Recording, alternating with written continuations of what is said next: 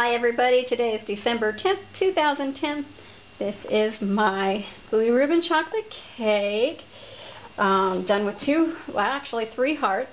Two for the body and then a smaller one for the boobs. She's been carved out and airbrushed. And then the bathing suit done and just slightly textured. She's got little flowers on there, no butterfly. And her abs look fabulous.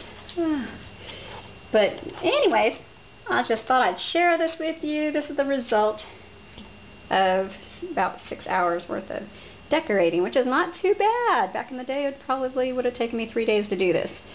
But this is going to my good friend Mickey for his birthday.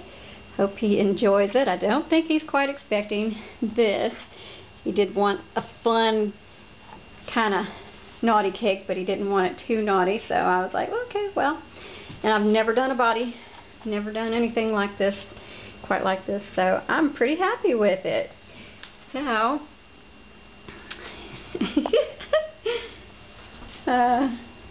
it looks better in person than it does on the video. The lighting is kind of weird in here, but anyways, I'm really happy with it. So hello to all my caker friends, and hope you all have a wonderful, wonderful Christmas. There's my little tree. And God bless you, and take care.